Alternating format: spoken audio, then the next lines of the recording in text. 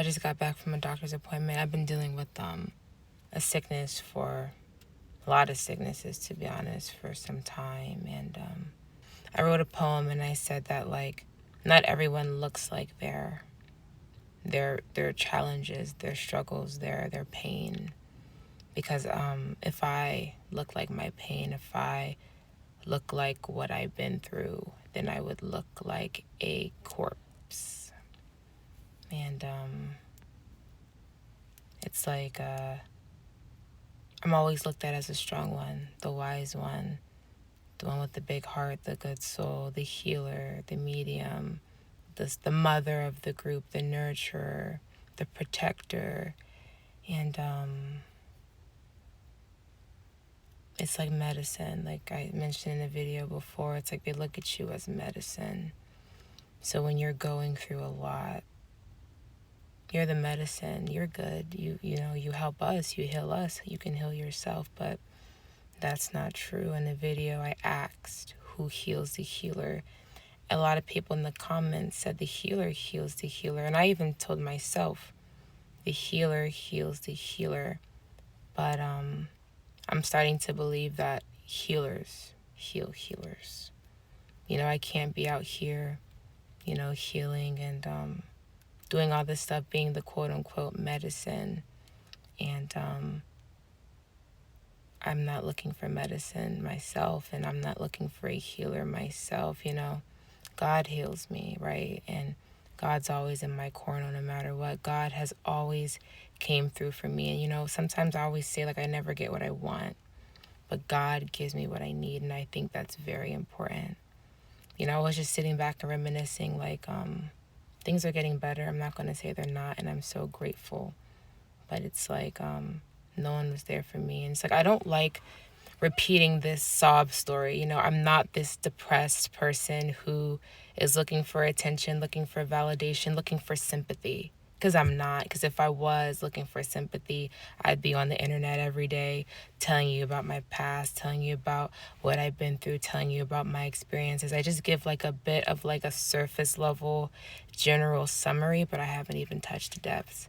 So I just want to give like a background, because it's always good to have background, about the person you're watching, about the person you're subscribed to, about the person you've invested your time into. So, I do want to thank the people who do watch my videos and support me and reach out to me. That does not go unnoticed. I appreciate it more than you all know. But I was just thinking and saying to myself that life can be very unfair. But sometimes I think it's unfair because we're unfair to ourselves. It's like we're being fair to everyone else. I'm being fair to everyone else. But as I'm doing so, I'm not being fair to myself. Like I really burn myself out for people because I always believe, well, like, and I don't do it to receive, because if I was doing it to receive, I wouldn't do it at all, because I don't receive anything from the people I help, if I'm being honest. I do it because I'm a fair person. I do it because it's the right thing to do. But it's coming to the point where it's just like, why are you being right and fair to everyone else and not fair to yourself? Life is gonna constantly reflect back to you how you're showing up in the world. And in one video I touched about, I said that, like, the reason why I was attracting narcissists and literally evil, demonic people in my life is not because I was, but because I had the lowest self-esteem and I didn't love myself. And evil, demonic narcissists don't truly love themselves, and I didn't truly love myself. So I'm a good person, and I have a good heart, and I have a good soul. But I'm attracting those people because we're on the same level of low self-esteem. And also, let's say I didn't have low self-esteem, and let's say I did love myself, I'm still going to be attracting those people because opposites attract too. But just because you're attracting someone doesn't mean you have to entertain them. And I was so conditioned in my life and my upbringing to not say no. I was such a people pleaser. So I would get into such painful experiences because I couldn't say no.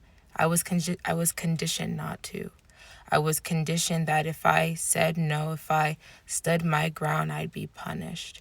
And I'm sure a lot of people who've had that type of upbringing, they're still unlearning people pleasing, but it still follows you into your adulthood. Like, I'm 25 years old just now. deprogramming that from my mind, just now coming to my full power. Like I said, I've never felt so strong before. I never felt so powerful. I never felt so myself. I never felt so much like Ido. And when you heal and when you take a step back and just slow down, you realize all the BS you tolerated. And I tolerated a lot of BS. But I think I attack myself more. I think I'm harder on myself more than the others and the actual people who did it to me, who harmed me. I'm just like, why were you so nice? And why were you so willing? And why were you so open? And why were you so pure to demonic, evil people? And, the people pleasing, the upbringing, the trauma, I could go on and on about that. But sometimes I do think that we have to keep going through the same BS to finally learn that lesson. And it takes immense pain, it takes immense trauma for you to really wake up. And when you do, you're going to be mad, you're going to be sad, you're going to mourn, you're going to feel disgusted in yourself, you're going to feel disgusted in others. But that's healing, and healing is, you woken up, but that's the first part. You can't act like you woke up, now everything's good. No, you woke up, now you see the pain, and you see the scars, and you see the mistreatment, and you see it all. You're awake to it. But just because you're awake to it doesn't mean the pain is gone, doesn't mean that the hurt is gone. Actually, you feel it even more.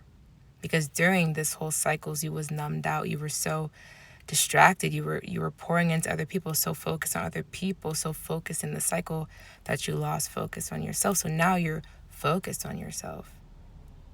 And now you're aware, and now you awakened to all the pain you've been through, all the pain that people caused you, all the pain that you even caused yourself. Because we can't blame the whole world for our decisions. There's reasons for the decisions, and the trauma, the meds in my case, a lot of stuff that I talk about. But I still made those decisions, and I'm still responsible for my actions and my choices. I don't point the finger at just one person. I'm very fair. I know that I took a part in my abuse by letting people abuse me. It was not right of them to do that, but I made the choice, even if it stemmed from trauma, even if it stemmed from low self-esteem, even if it stemmed from me not loving myself. I still made that choice, and I have to look at myself in the mirror and face that. But, I'd rather be the person to be like, yeah, I should have stood up for myself. Yeah, I should have, did the work. I'm doing it now. But, I'd rather be the person to have to heal from my mistakes, heal from my insecurities, than be that person that caused that person pain. I've been deceitful. You know what I mean? I'm not saying that I'd rather be the person to be abused than to abuse another, because abusing someone is not in my nature. But I'd rather be the person to look myself in the mirror and said, yeah, we got to do better. We got to work on that self-esteem. We got to have that self-love now. We got to heal. Then be the person to look in the mirror and have to live with myself for being evil, for being deceptive, for being manipulative. You know what I mean? I'm not proving anything. I'm not saying that it's okay to be abused. I'm not saying it's okay to not have a backbone. I'm not saying that, but I'm saying when you wake up to that, you do better. I could live with myself. It's painful. And I get angry at myself sometimes, but I could live with myself, knowing that we're going to work every day to heal. We're going to work every day to set better boundaries. Then be the person carrying around hurt that I caused someone, being the person carrying around the memories in my head, knowing that I caused someone pain. But then I think people that cause you pain, people that cause you trauma, they probably don't even bat an eye. Life is unfair. Life can be unfair because we are unfair to ourselves. We've been unfair to ourselves by what we have tolerated.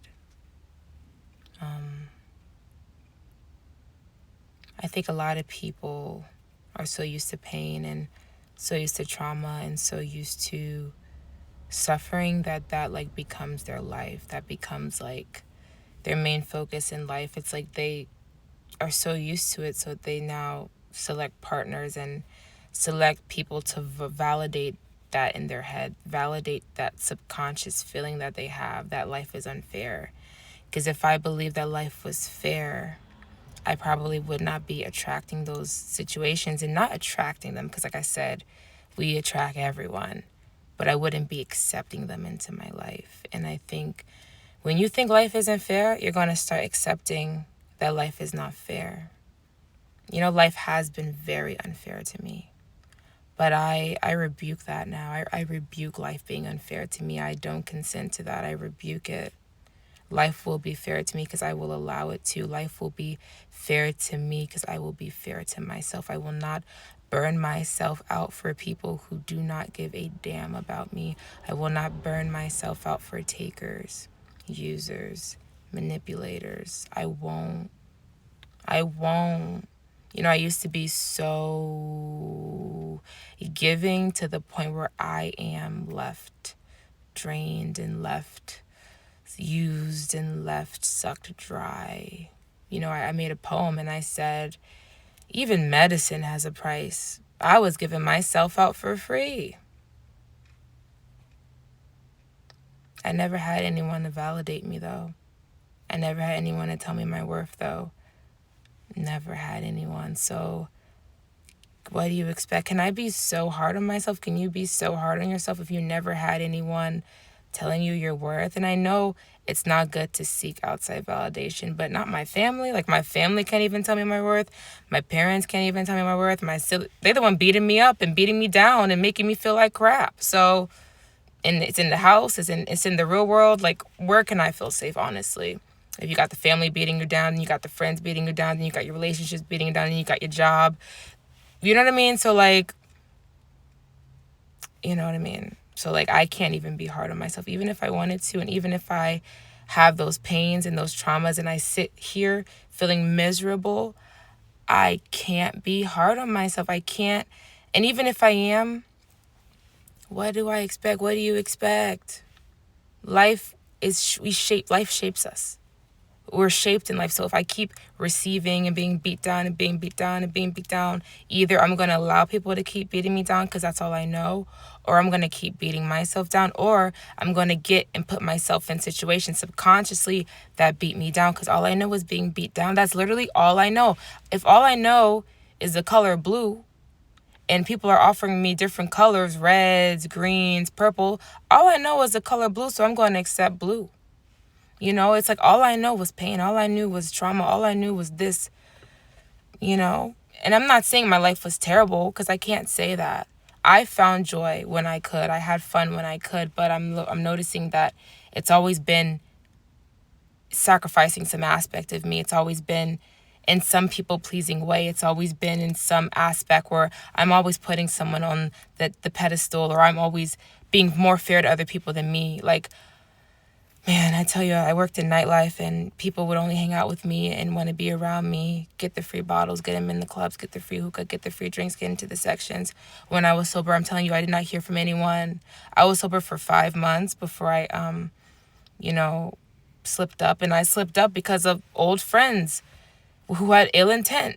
You know, I didn't hear from anyone. No one hung out with me those first 5 months I was sober. No one. And then the one time I hang out with someone from my past, I get influenced and I drink again, and I'm in this whole cycle. I'm sober now, thank God. And it just kind of, this video is not like a pity party. I don't need anyone to pity me. It's not a pity party. But it's for people who really sit with themselves and be like, damn, like, life is unfair. But look at yourself in the mirror and ask yourself, are you being unfair to yourself? Like, it just kind of shows you that, like, people will just take and, like, use what they can get from you. Use that uplifting you give them, and then once they get that uplifting, they discard you. I always felt like I was the mother, the nurturer, the healer, the medium, the this, that, and the other. And I always say, is that my role? Like, is that my role?